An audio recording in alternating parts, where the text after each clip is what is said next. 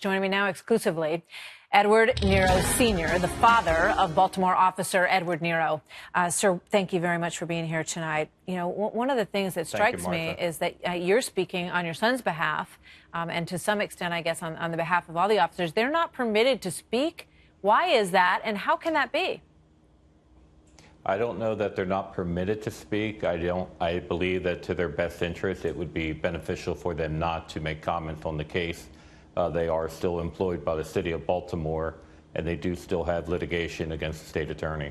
So I don't think it would be to their best interest to do so. Yes, you bring up a point that I was going to get to in a moment, but that's Marilyn Mosby, who everybody was just reminded of her very strong statements during the course of this case.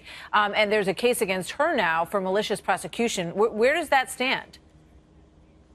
As far as I know, everything is still going through the court system. Hopefully she'll be held accountable as she did these 6 officers. Hopefully she'll be held accountable as she did these 6 officers. Only difference is she did something wrong. They did not.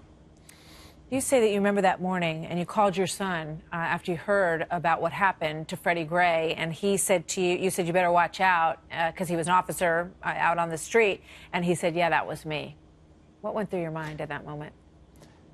Well, my son normally did not work bike patrol, and I live in South Florida, and I had watched the news, and I seen an incident that occurred in Baltimore, and I witnessed 2 police officers escorting a man to a van, and there seemed to be a large amount of uprising in the city, so I did call him to say, you know, what's going on. That's when he advised me what had occurred, that he was working bike patrol that day, and told me what happened. I had no knowledge of it prior to that. And then you watched the riots break out, and you saw what your son and the others were accused of. What was it like for you as a parent watching your son go through this? When I spoke to my son and asked him how he was, and the words he used were very upsetting to me, and his emotions were very high. I believe him and the other officers felt in some way responsible for what had happened, even though they hadn't done anything.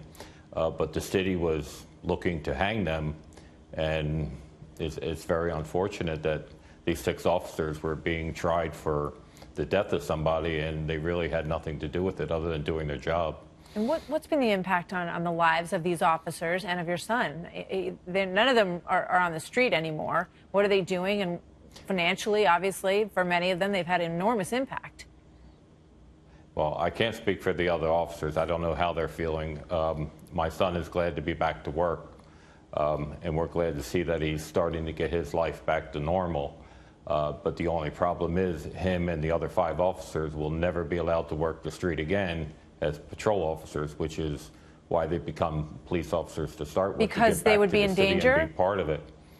Probably because they feel that it wouldn't be to the best interest of the officers, safety-wise, I would imagine. I'm sure that there is some person out there that would like to even it up, and I would hope that'll never happen. Edward Nero, thank you very much for being here today. It's been quite a story to watch unfold, and we hope their lives can be put back together. Sir, thank you. I don't think